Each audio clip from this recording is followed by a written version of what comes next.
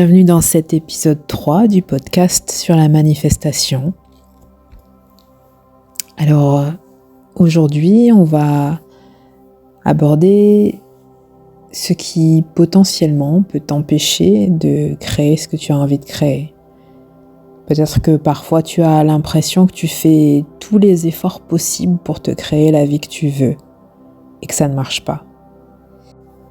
Eh bien, je te répondrai directement: arrête de les faire. C'est précisément ce qui t'empêche de créer ce que tu désires.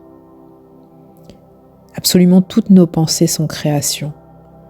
Tout existe, absolument tout, dans le champ quantique, dans l'énergie. Tout est énergie. Ce qui te semble solide autour de toi est en fait composé de milliards de particules qui se créent à chaque millième d'instant. Tous les objets qui t'entourent, tout ce que tu as créé autour de toi, c'est de l'impermanence. Et à chaque instant, se crée une nouvelle réalité. Et qui crée cette réalité ? Celui qui la voit, celui qui en a conscience.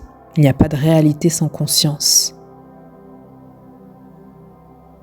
Et celui qui la voit et qui l'observe, c'est toi, c'est la conscience.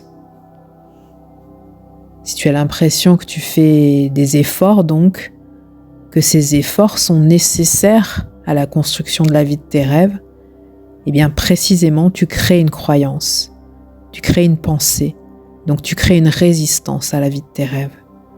Et cette croyance limitante, c'est celle qui te fait obstacle.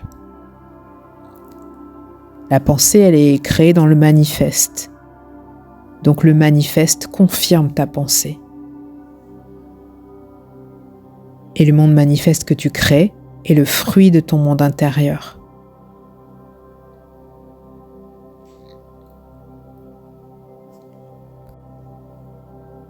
Partout dans le monde de la création, il y a tout en quantité infinie.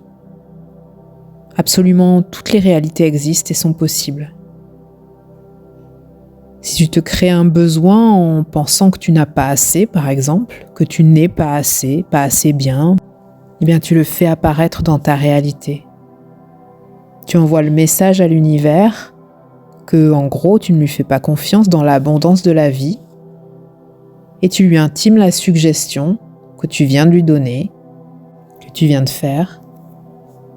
Il te répondra en t'offrant ce que tu as désiré, être dans le besoin. Si tu renvoies à ton esprit la gratitude au contraire et la confiance que tu as assez, que tu es assez, eh bien tu auras assez. Et cette acceptation de ce que tu as, cette satisfaction, créera des pensées positives ouvertes à recevoir encore plus. Désirer en partant de limites, c'est s'empêcher de recevoir. Désirer avec du lâcher-prise, c'est recevoir. C'est ne pas avoir de croyances limitantes qui forment une résistance à la réception. Tu penses ce que tu crées et tu crées ce que tu penses. Alors si on prend un exemple, et ça va parler à ceux qui aiment la science pour prouver les choses, en fait, si on est très honnête, la science n'est qu'une croyance supplémentaire, mais elle peut confirmer ce qui se passe dans le manifeste. Eh bien, par exemple, autour du XVIe siècle, tous les scientifiques s'accordaient sur le fait que la Terre était au centre du système solaire. Ils avaient beau faire des calculs et essayer d'arriver à leur conclusion, il y avait des choses qui ne fonctionnaient pas dans le système mathématique parce qu'ils partaient d'une croyance limitante que la Terre était au centre du système solaire. Ils basaient toutes leurs idées, toutes leurs théories autour de ce principe, de cette pensée limitante, et du coup les calculs n'étaient pas cohérents et ne fonctionnaient pas.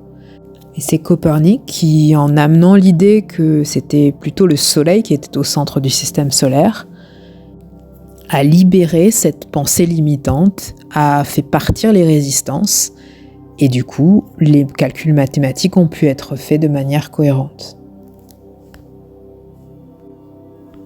Identifier ces croyances limitantes, ces résistances, c'est ça le bon calcul. C'est trouver là où, à chaque fois que se présente l'occasion de vivre quelque chose, on se rend compte qu'on a une pensée qui nous fait obstacle.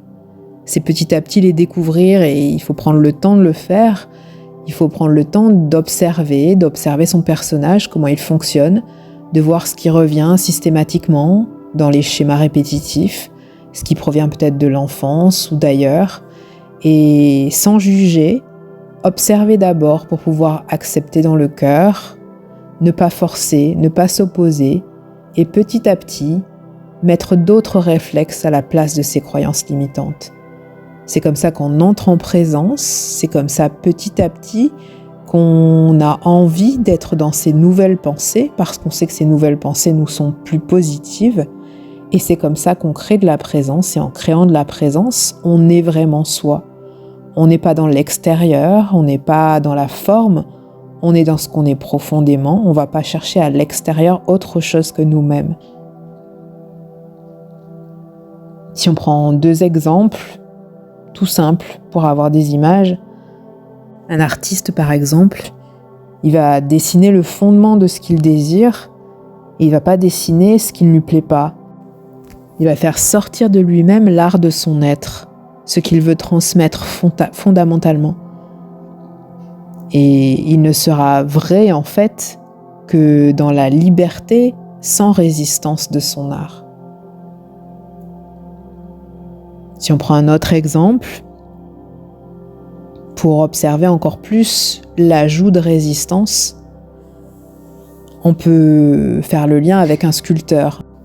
Alors un sculpteur, il n'utilise pas des blocs d'argile qu'il va coller les uns contre les autres en faisant des morceaux qui vont s'amonceler les uns sur les autres, hein, comme une espèce de monsieur patate si on caricature.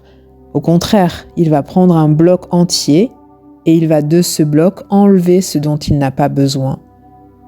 Et il va retrouver l'être à l'intérieur. Il va enlever toutes les résistances à ce qu'il veut créer.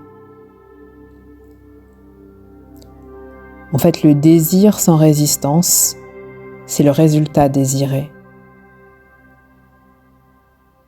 On est assez, vous êtes assez, je suis assez bien, assez tout. Se répéter ça et le ressentir intrinsèquement, c'est déjà la première base à l'édifice. C'est déjà le premier pas vers être soi et créer ce qu'on veut. Comprendre qu'on ne crée pas du besoin. Au contraire, on crée d'un désir intrinsèque parce qu'on a envie de transmettre, de vivre quelque chose qui va nous apporter de l'amour, de la joie profonde, la vraie joie qui n'a pas besoin de s'opposer à quoi que ce soit ou d'aller chercher à l'extérieur. Et à partir du moment où on a ce désir, il ne nous reste qu'à laisser partir les résistances.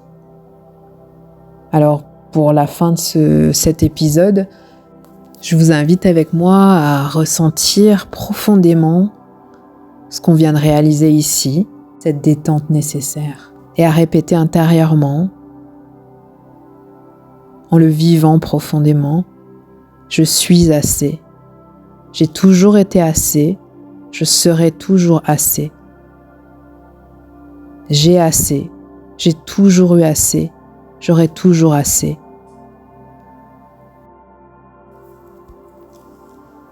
L'univers nous donne toujours ce dont on a besoin. À nous de ne pas rajouter de résistance et de laisser partir sans jugement celle que l'on a créée.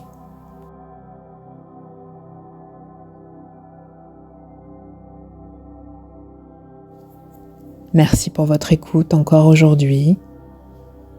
Croyez en vos rêves et surtout croyez en vous-même.